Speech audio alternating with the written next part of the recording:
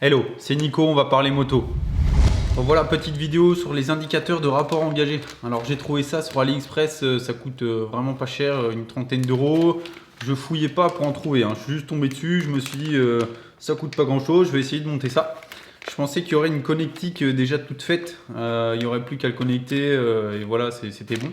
En fait pas du tout, hein. Il y a 4 petits câbles là. Et à mon avis, ça va être compliqué de les trouver. Bon, on va fouiller un peu et j'ai décidé de faire une vidéo là-dessus pour aider ceux qui voudraient éventuellement s'en servir. Parce que niveau utilité, bon, alors c'est sûr qu'il y en a plein qui diront ah, c'est pour les débutants, les gens qui savent pas rouler, etc. hein, les mecs qui font un peu les durs. Mais bon, alors en mode balade, effectivement, ça sert pas à grand chose. Quand tu commences à rouler un peu vite, ça peut pour le coup être utile, je pense pas. Alors pour être dans le milieu de la course auto, faire moi-même de la course. Il y en a dans toutes les caisses de course, hein, des indicateurs de rapport engagé. Et il me semble que sur les motos, il y en a aussi, si je ne me trompe pas. Donc, bon, voilà. Hein, si ça existe, c'est que ça sert à quelque chose. Donc voilà, on déballe. Alors en gros, on va avoir 4 fils. Donc le petit indicateur, c'est ça. On va avoir 4 fils. Le rouge et le noir, ça va être facile. Donc le noir, ça va être pour la masse, le rouge pour l'alimentation. Ce qui va être un peu plus chiant, c'est le vert et le blanc. Je pense que le blanc ce sera pour la vitesse, si je ne me trompe pas, ou l'inverse. Et le vert ce sera pour l'indicateur de boîte. On va essayer de trouver ça. Première chose à faire, on démonte l'optique.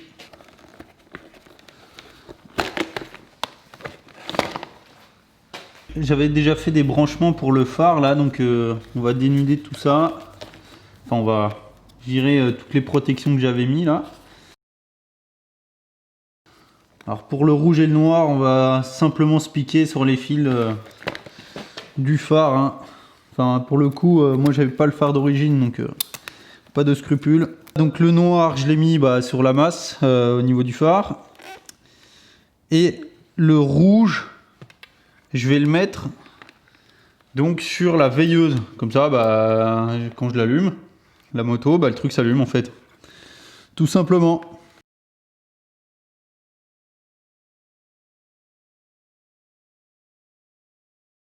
Donc le fil noir et le fil rouge sont bien placés dans le phare.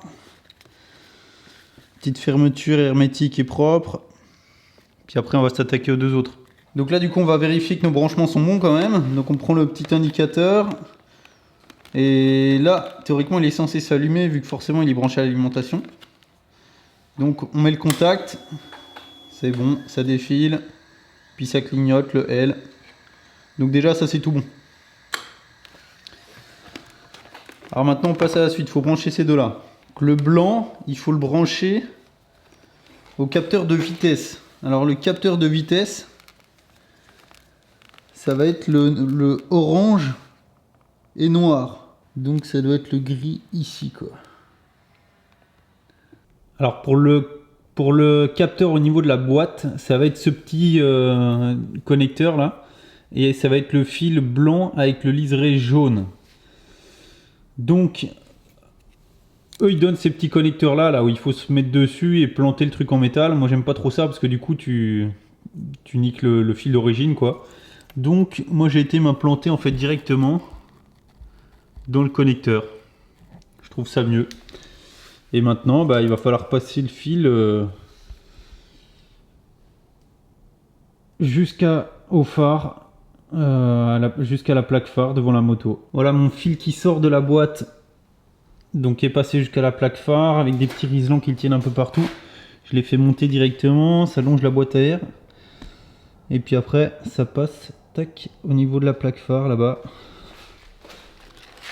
Voilà, et ça arrive juste ici. Et maintenant j'ai plus qu'à le brancher, à le connecter donc à mon fil vert de l'indicateur. Bon et donc voilà pour le fil blanc. Le fil blanc, du coup je l'ai branché sur le fil qui est orange et noir ici. C'est le fil de vitesse. Là j'ai pas réussi à me piquer dans le connecteur directement, donc j'étais obligé d'utiliser leur petite connectique là. Voilà, il n'y a pas le choix. Hein. Maintenant, du coup on va voir si ça marche. Les 4 fils sont branchés. Donc là, on met le contact. Ça c'est bon. Donc là je suis sur une béquille là. Hein. Alors petite précision pour la configuration de l'indicateur là. Donc tu peux pas le faire sur la béquille d'atelier en fait parce que la roue avant c'est sur la roue avant qu'il y a un capteur de vitesse. Donc du coup il faut le faire en roulant. Donc il faut rouler et pour ça il faut se mettre sur une route où on est sûr de pouvoir atteindre une vitesse suffisante pour mettre la 6e. Alors donc forcément si ça n'est pas le cas, comme moi par exemple, il va enregistrer les premiers rapports jusqu'à ce qu'on s'arrête pour la première fois et puis après basta. Donc en gros il va falloir le réinitialiser juste avant de monter sur une route suffisamment longue que pour être sûr d'atteindre la 6. Pour ça, donc il faut l'éteindre et l'allumer 6 fois d'affilée. Donc on va essayer de faire ça. Et on voit qu'il est réinitialisé quand il compte de 6 à 1 au lieu de compter de 1 à 6.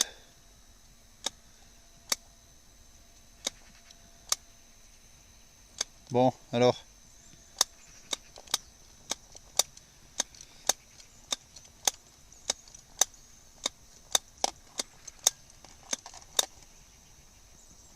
Oh putain.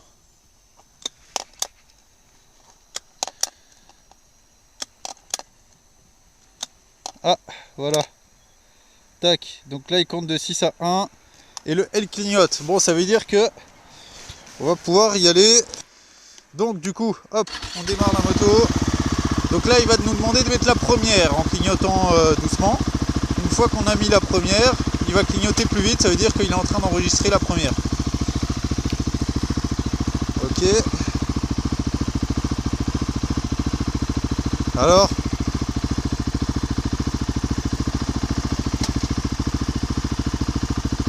Ah oui, je crois que du coup, il va l'enregistrer seulement quand je vais lâcher l'embrayage. Si je me trompe pas, ouais, voilà. Hop. Et là, il va me demander de mettre la 2. Voilà. Là, il me demande de mettre la 3. Là, il a capté que j'avais mis la 3. La 4.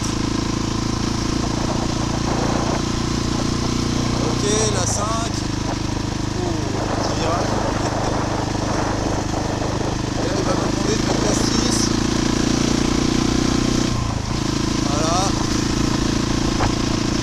Théoriquement, il a tout enregistré. Donc là je suis en 6, hop.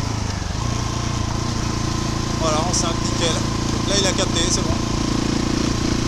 Bon voilà, j'espère que les indications de montage étaient claires. C'était Nico, on a parlé moto.